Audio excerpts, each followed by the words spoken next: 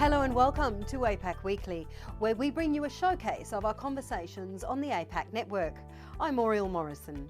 Coming up this week, can Asia maintain economic growth and avoid environmental damage? A vision for defence in space, and why Malaysia is a sustainability leader. While pollution, whether it's water, air or waste, is a direct consequence of global growth, it also has a very real and significant economic impact. In worst-case scenarios, pollution poses systemic economic risks on a global level. Well, joining us now to talk about the relationship between economic growth and environmental pollution is Curtis Chin, former US Ambassador to the Asian Development Bank and the chair of the Milken Institute Asia Centre. Curtis, welcome. Now, can countries decouple economic growth and environmental pollution? And if yes, how? You know, I'm going to have to say in the short term, I'm going to say no. The reality is when we think about countries' growth, a key part of it, let's say, is access to electricity, access to power. And in the near term, for so many countries, particularly poor developing countries, sometimes what's available is the cheaper way to generate power, which too often, sadly, is the more polluting version. So indeed, as countries get richer, we often see that they take the steps to address some of those terrible environmental consequences of economic development. But I'd say for the poorer countries, unless, and this is the big unless other countries, unless new ways of financing, are stepped up, countries will do what they need to do to help their people to get power. So it's a tough one to disconnect, to decouple in the short term. And along the way, there's some mistakes that have been made. I know that you've spent some time looking at Sri Lanka and the mistakes that the country made when it tried to green its agriculture industry. What happened there? Yeah, I mean, sadly, a fascinating story of almost like the perfect storm. Bad policy decisions, the pandemic that shut down tourism. But what you asked about focuses on a very, almost intriguing philosophical point. Should a country go organic? And so a policy decision, the government in Sri Lanka, former government, decided to effectively ban chemical fertilizers, which you might think, oh, that's a great thing.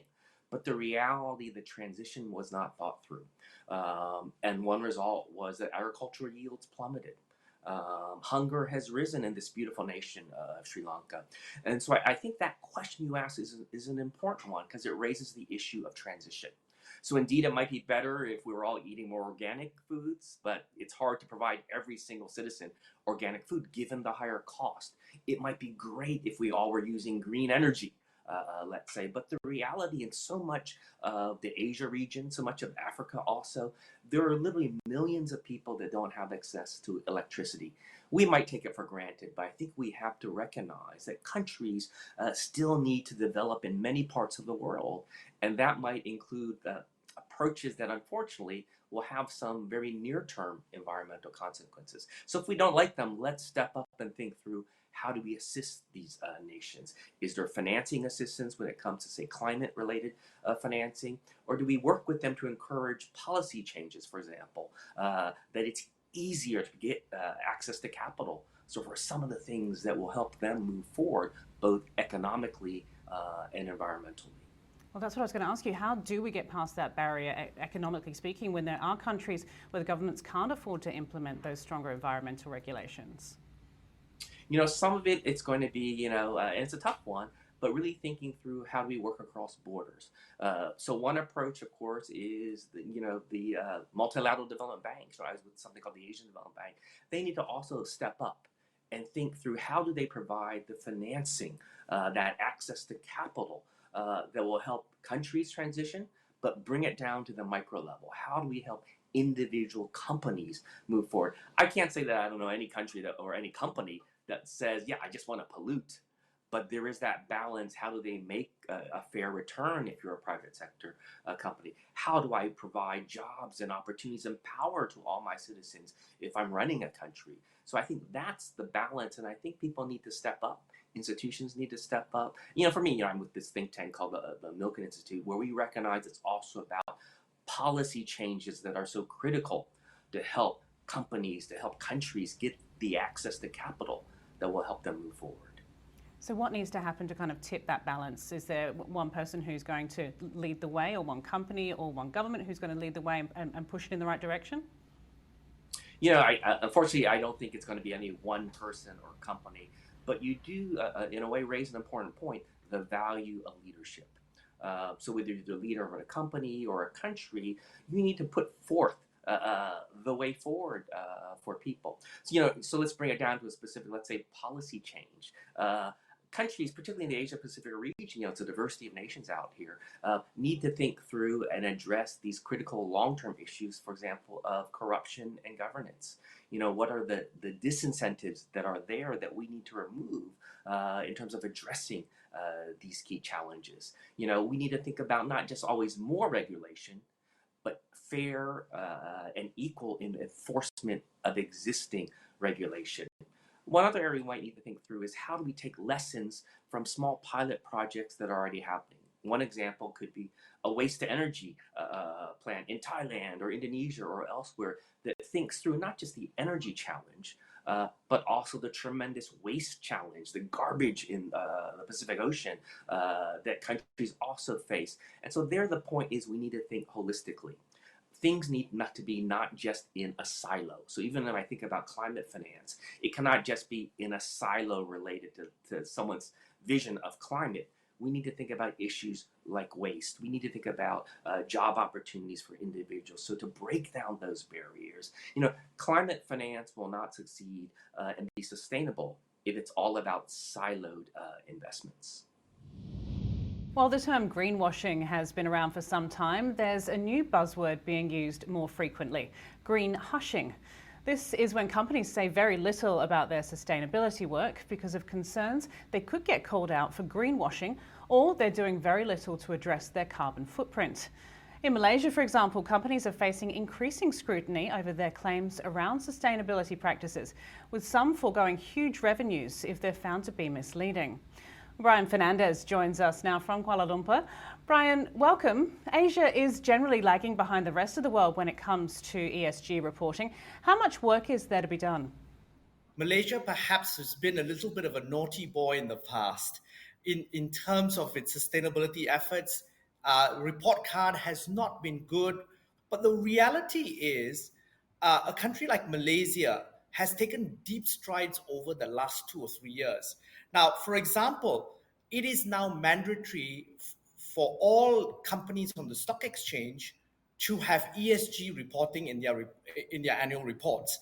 Now, that's an initiative from Bursa Malaysia, which is the stock exchange of Malaysia, ironically run by an Aussie. And so at that level, Malaysia has, at a large company level, taken very huge strides in terms of improving its ESG credibility and also actual real work that's being done. Is that in response to green hushing, or is that because they're trying to kind of be at the forefront of it? I think, there's a couple of drivers around that. When you've been a naughty boy and you want to reform, you tend to do a little bit more. And I think Malaysia has gone up the curve compared to other countries in the region in doing more. So that's one aspect of it. The green hushing part is actually a very, very good point, because if you look at the sustainability efforts of a lot of large Malaysian companies, they've actually done very, very well. The report card is very good, but they are very cognizant of being called out for green hushing. And that's why perhaps the story is not told as well. Companies have been globally pretty quick to make bold proclamations about their sustainability goals, but surely 2023 now, it needs to be more about action, right? What's happening in your part of the world? Okay, so I think action has been really driven by a couple of things.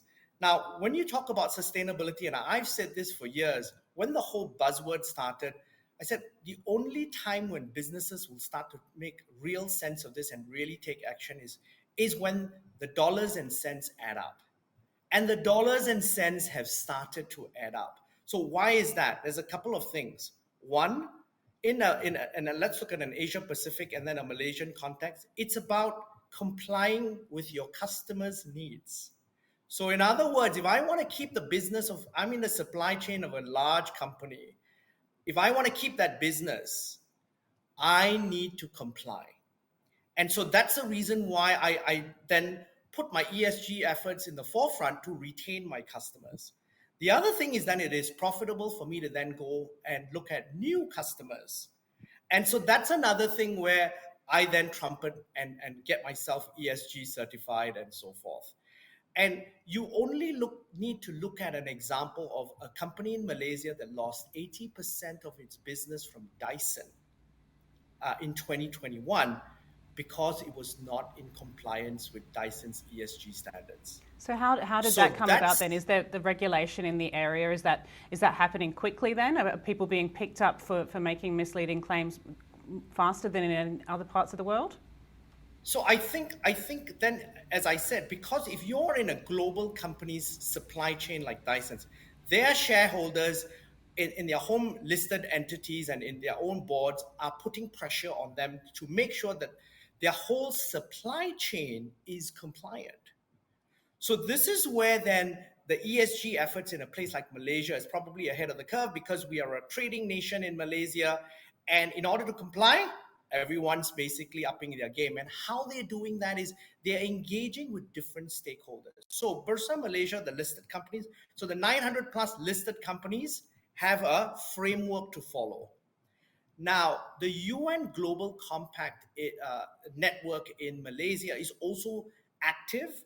They've, in fact, 2 weeks ago, just opened their new SME trading center to help SMEs get compliant. And so at that level, at an NGO level, there is also help to get smaller companies more compliant. And there is also at a government level an understanding that, hey, we're a trading nation, we need to get all our companies ready. Are you seeing consumers driving this as well? Are consumers in Malaysia more aware and more focused on companies who are kind of keeping up these standards? Okay, so the honest answer is no. The honest answer is the consumer in the West is probably driving that. Yes, there are young people who want to be associated with companies that are doing the right things. But to be honest, if you ask me, is there a push from consumers as there is, let's say, in the Netherlands or in Germany? No, there isn't.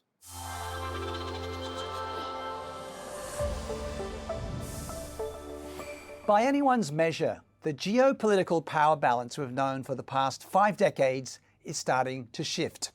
While none of us can predict what it will look like by 2050, we do know that space will be one of the most keenly contested diplomatic and strategic battlegrounds as part of the ultimate endgame. This makes a vision for defence in space during the pivotal years ahead a bedrock for strategic policymakers everywhere. Mike Carmes is lead partner defence and space industry at KPMG, and he's here to talk us through this incredibly high-stakes game that will ultimately shape the future of global power. Thanks for joining us, Mike. Thanks for having me. Well, in your report developed in partnership with the Space Foundation, the position was that space will define the future of national security. Can you unpack why this was such a resounding conclusion? It's in part, I think, a statement around the move of many parts of our defence and national security infrastructure into space. Quite frankly, this has for a long time been a world that's been dominated by government interests, largely for exploration.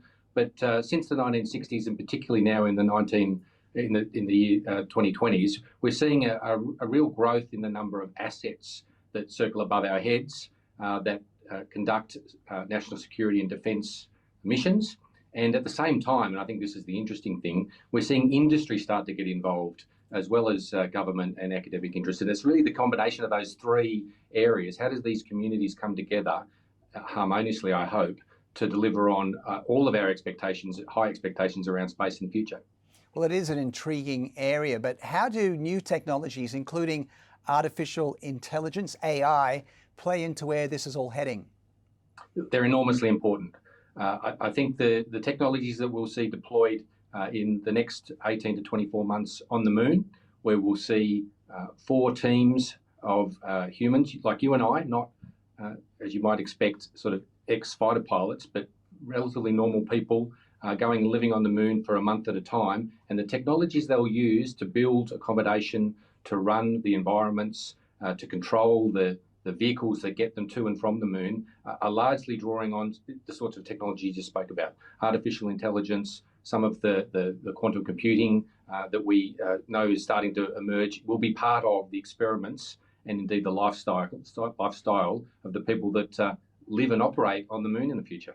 Well, obviously, space exploration is a high cost and scientifically resource heavy undertaking.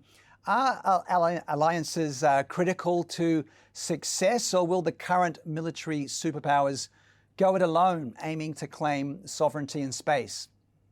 Well, this is the big question, and I think since the 1960s, when we described space as a commons and an area where, much like the exploration period as we moved out of Europe, if you like, that there was a sense that nations would both collaborate and compete at the same time. I think we're seeing a similar style of community interaction today. I'm really hopeful, and I hope others on this who are watching this are hopeful, that the sort of collaboration we've seen between Russia, Europe and America on the International Space Station and elsewhere, that kind of working in a collaborative, not self-interested way will continue on. There's lots of pressures for that not to occur. I think you're right to be cautious about it. Others should be as well. But this space is an area where we've typically seen those national interests, at least in that domain, put to one side for the interests of safety, for the interests of exploration, and for the interests of science. And I think there's still every chance that we'll see that, even though, I'm sure you'll point out,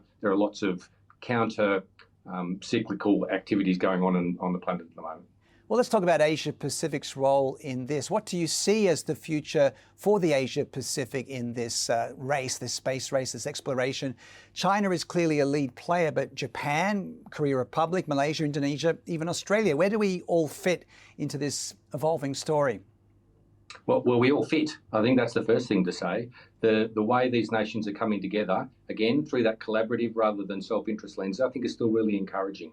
And I'm really encouraged by the role of Australia, New Zealand, some of the nations you spoke about, Indonesia, Japan. Australia, I hope, will have 2 to 3 launch facilities operating in the north and to the south of our continent. I think there'll be a myriad of satellite providers who build microsats through to larger satellites and who launch those through those Australian launch assets. And I think there'll be a plethora of space service companies who service our mining, our agriculture and other industries. This is a really exciting time. And I do think that there's a role for Australia, for New Zealand, alongside China, Japan and other players. There's certainly enough demand for all of us to get a piece.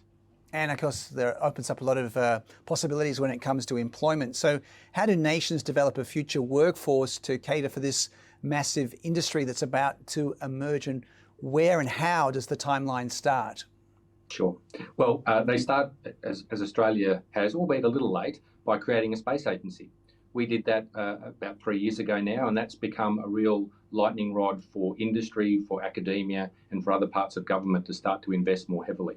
At the moment, still a lot of the space investment comes through defence departments. That is true, but that's changing slowly. The universities are getting involved. I'm really excited about some of the commercial businesses like Fleet and Mariota, who are building some really substantial businesses, some fantastic offerings to broader industry. And I think you're going to see a move away from government being the principal provider of capital and cash into the space industry, and start to see more of a venture capital and private funding become the vehicle for the next generation of space businesses. And I guess that's starting already. We've seen that happen in the last few years with private companies getting involved with this. Well, there's some notable ones, aren't there? I mean, you're probably thinking about SpaceX and some of the billionaires who are getting into space in the US. It may be not in the same number of zeros, but it's certainly being replicated in Australia, where you're seeing private capital underwrite these new space startups. Really exciting time, and so exciting for a different generation of entrepreneur too. It's interesting to observe when you go to the conferences, I'm sure you will, you see 25-year-olds who are not just talking about space, they are building space stations, they are creating space services. They are really, it's far more advanced than I think many of our listeners would expect.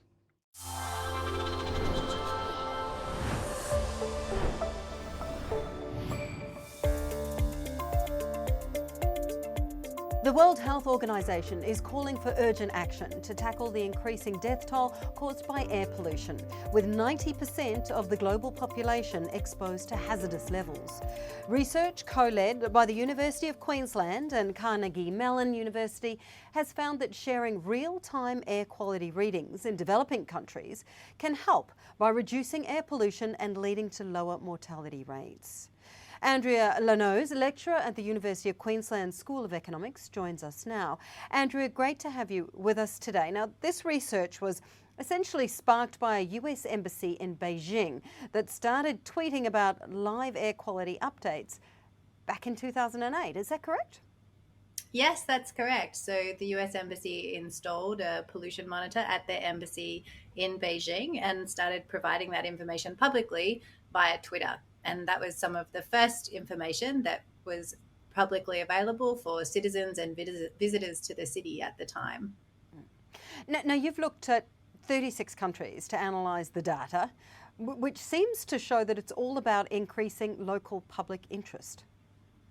So that's our hypothesized mechanism. So we look at pollution measurements using satellite-derived estimates, both before and after a US embassy in a city started tweeting out real-time air quality readings. But we also go and look for supporting evidence for what's behind that effect by looking at Google Trends. So what we show is, just as we see a decrease in pollution in cities with a US embassy monitor, we see a dramatic increase in the number of Google searches for terms like air quality monitoring or air pollution. And so that's consistent with people being more attentive to air pollution in those locations, and that there being a lot more attention by politicians and presumably a whole lot of pressure to actually address air quality issues.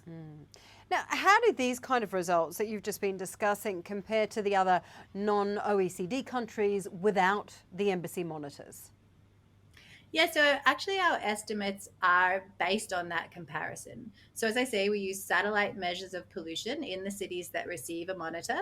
We compare pollution before versus after the monitor was installed and the US embassy started tweeting.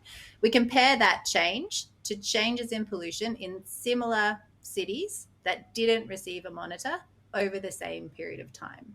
So we actually find that there's a reduction in comparison to those other cities.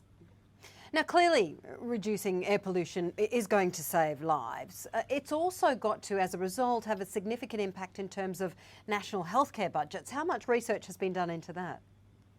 I think that's a really interesting question, and it's certainly a very important one for governments who are considering reducing pollution and improving air quality standards. It's not something that we look at in this paper, but it's certainly a very important area of future research. Now, the cost of monitoring the technology, of course, is there as well. Who should essentially be paying for this? Well, again, that's a very interesting study. So traditionally, local governments have provided their own monitoring as a form of public good.